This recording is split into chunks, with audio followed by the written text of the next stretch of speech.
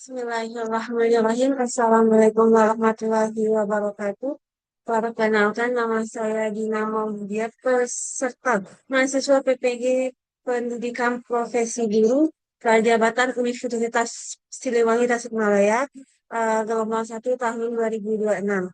Nah, pada kesempatan hari ini, saya akan mencoba untuk mempresentasikan hasil asesmen diagnostik awal yang saya lakukan kepada kelas 8H SMP Negeri 5 Tasikmalaya. Sebelumnya saya ingin share screen terlebih dahulu. Baiklah, pada kesempatan hari ini saya akan mempresentasikan laporan hasil asesmen diagnostik awal. Nah, asesmen diagnostik awal ini dilakukan pada tanggal 28 Juli 2026 yang eh, objeknya yaitu kelas yang saya ampu yaitu di kelas 8H SMP Negeri 5 Tasikmalaya. Nah, baiklah selanjutnya. Latar belakang saya melakukan asesmen diagnostik ini karena eh, pembelajaran yang saya ampu yaitu matematika harus di eh, strategi kan harus dirancang dengan pendekatan yang efektif untuk murid dan juga untuk gurunya.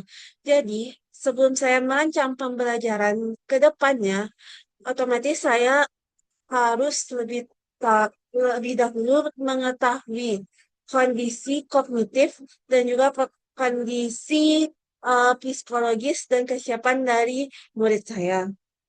Nah, eh, oleh karena itu diperlukan suatu asesmen yang mengukur tingkat kemampuan dan pengetahuan awal murid yang komprehensif sebelum pembelajaran semester ganjil.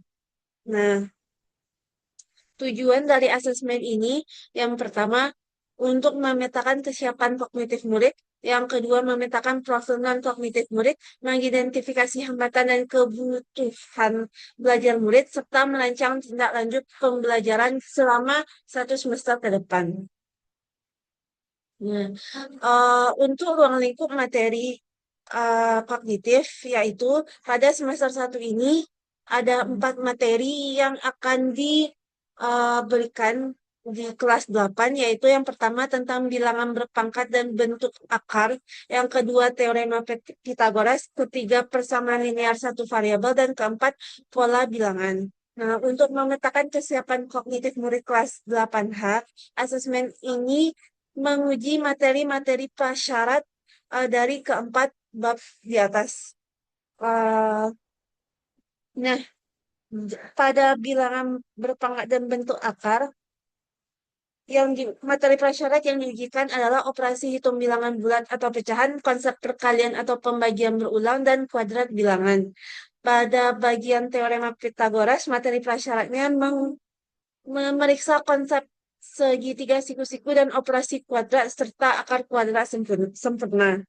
Ketiga, materi prasyarat persamaan linear satu variabel, yaitu mengidentifikasi bentuk aljabar, mengetahui variabel, koefisien, dan konstanta, serta operasi penyederhanaan bentuk aljabar.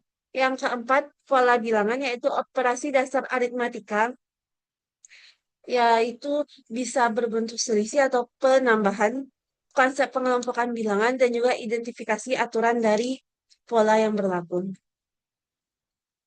Hmm. Kemudian untuk instrumen asesmen diagnostik kognitif pada semester ini karena kami sudah melanjutkan di semester sebelumnya mengajar kelas 7 dan sekarang juga naik kelas 8 dan muridnya juga murid yang sama. Jadi asesmen diagnostik ini lebih menekankan kesiapan belajarnya, motivasi belajar, dan dukungan belajar dibandingkan gaya belajar atau kondisi dasar. Karena di semester sebelumnya sudah dilaksanakan asesmen diagnostik mengenai gaya belajar dan kemampuan muridnya, minat bakat muridnya. Nah, Untuk instrumen asesmen diagnostik kognitif ini, kesiapan belajar mengukur berupa kesiapan fisik, kecemasan, dan ketahanan mental saat menghadapi soal sulit. Nah, bagian motivasi belajar berisi dorongan internal terhadap materi baru, hasrat untuk berhasil, kemandirian mencari sumber belajar, dan keberanian bertanya. Dukungan belajar ini berupa dukungan keluarga, fasilitas digital, sumber informasi, dan juga dukungan sosial budaya. Nah, instrumen asesmen yang diberikan uh, berupa kognitif, non-kognitif. Kognitif berupa 5 soal uraian, di mana total skor keseluruhannya ada 46, dan murid diminta untuk mengerjakan uh, dengan langkah-langkah penyelesaiannya. Kemudian untuk non-kognitif berupa 10 soal angket dengan skala Likert. Jadi murid memilih pernyataan dengan kondisinya masing-masing, bisa dari sangat tidak setuju hingga sangat setuju. Kemudian 5 soal pilihan ganda.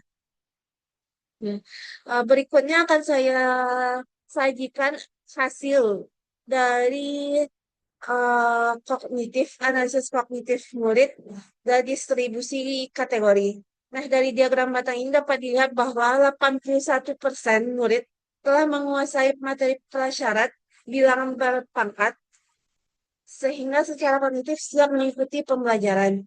Hanya 9% murid yang memerlukan penguatan dan pendampingan lebih lanjut sebelum memasuki materi inti.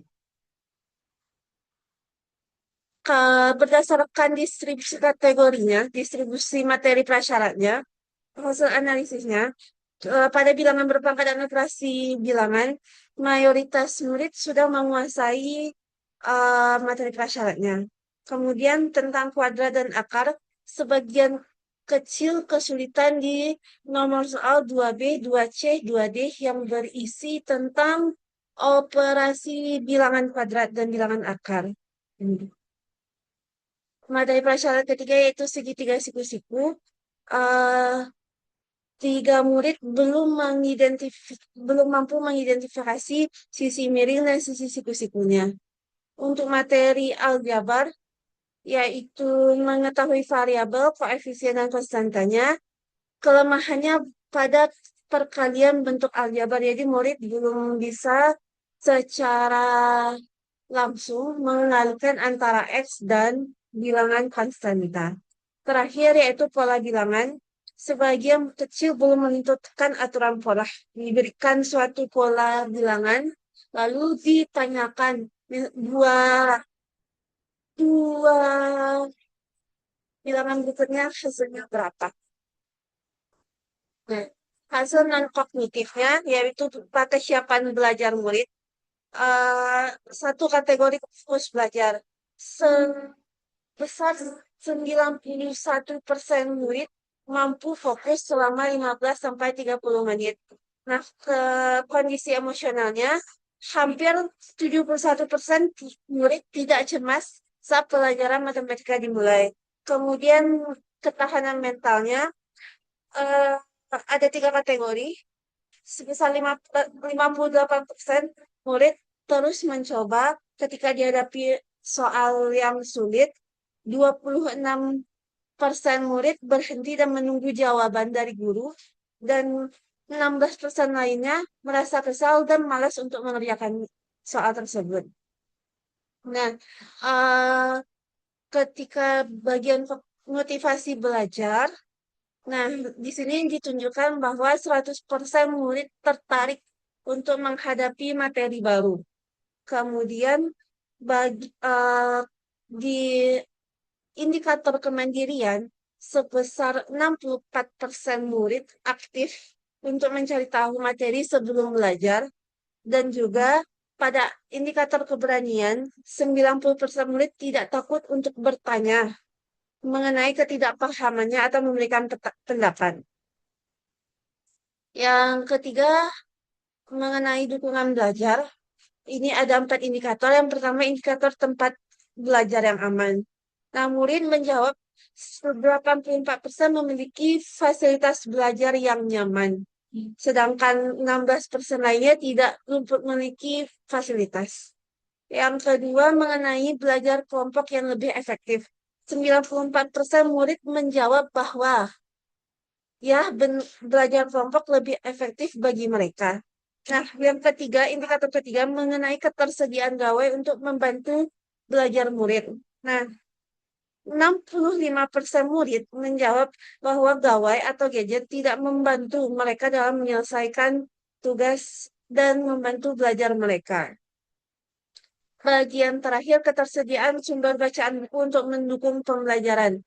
Nah, 67, hampir 67% murid menjawab tidak memiliki buku pegangan untuk mereka belajar di rumah. Hasil ini menunjukkan tersedianya cukup dukungan untuk memfasilitasi belajar murid.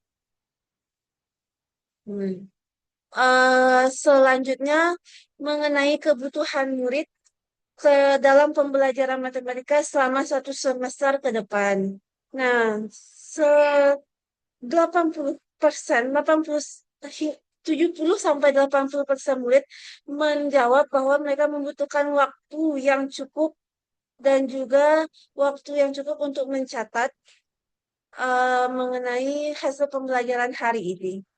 Yang kedua, sekitar 70% murid menjawab bahwa mereka membutuhkan suasana kelas yang kondusif dan aman untuk bisa belajar. Jawaban ketiga mengenai penjelasan yang lebih lamban, murid menjawab sebesar 41% mereka membutuhkan penjelasan yang bertahap dan lambat. Yang terakhir mengenai diferensiasi proses, murid menjawab bahwa sekitar 25% mereka membutuhkan diferensiasi dalam penyampaian murid berupa visual atau auditori. Nah, selanjutnya adalah hambatan murid dalam mengerjakan tugas.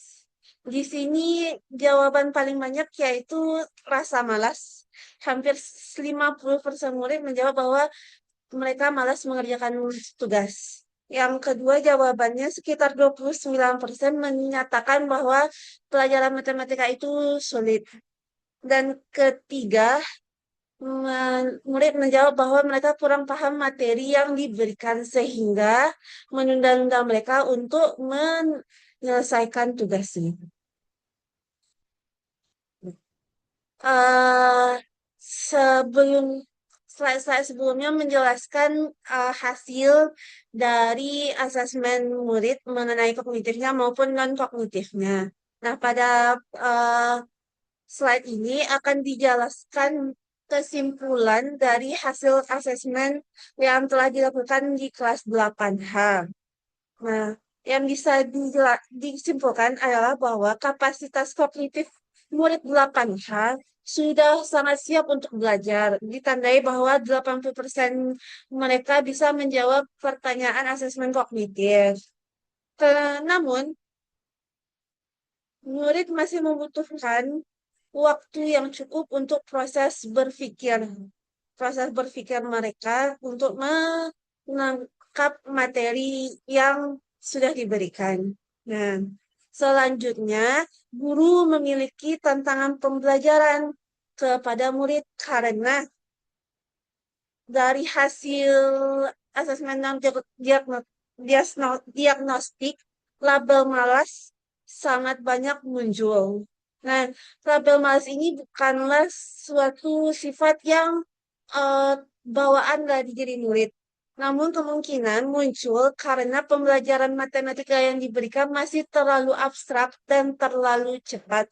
Jadi, ke depannya bagaimana tantangan dari guru memberikan pembelajaran yang konkret dan juga waktu yang memadai untuk murid memahami materinya. Nah, yang ketiga ini adalah potensi murid yang sangat bagus karena murid cenderung lebih suka untuk belajar berkelompok. Jadi, murid memiliki potensi yang besar untuk belajar melalui peer tutoring atau tutor sebaya. Nah, yang terakhir mengenai diferensiasi proses. Untuk ke depannya, strategi pembelajaran yang bisa diberikan guru harus mendiferensiasikan konten yang diberikannya. Misalkan pembelajaran yang kontekstual, pembelajarannya yang visual, bertahap, dan juga sesuai tempo belajar murid. Nah, dari hasil asesmen ini, rencana tindak lanjut yang akan dilakukan oleh guru, kalau mengenai kognitif, strateginya memberikan diferensiasi konten dan juga scaffolding bertahap. Untuk aspek proses, eh, selama pembelajaran, guru bisa memecahkan permasalahan menjadi bagian kecil-kecil dan waktu yang disediakan untuk pengayaan lebih banyak. Selanjutnya, untuk aspek lingkungan, guru bisa membuat suasana kelas yang kondusif dan misalkan memberikan ice breaking di sela-sela pembelajaran. Keempat, mengenai sosial, bisa guru dalam kelas mengadakan tutor sebaya. Misalkan beberapa murid yang cenderung kognitifnya tinggi, mengajarkan murid-murid yang kognitifnya sedang hingga rendah. Kemudian aspek remedial, guru bisa memberikan pendampingan intensif kepada kelompok murid yang kurang siap secara kognitif. Yang terakhir yaitu pengayaan, yaitu di sela-sela pemberian konsep, guru bisa memberikan latihan mendalam dan eksplorasi untuk kategori murid yang sedang hingga rendah. Nah, sekian hasil presentasi saya tentang analisis diagnostik kognitif. Dipersilakan untuk teman-teman sekalian yang ingin didiskusikan bisa mengirimkan komentarnya di kolom chat. Sekian presentasi dari saya. Assalamualaikum warahmatullahi wabarakatuh.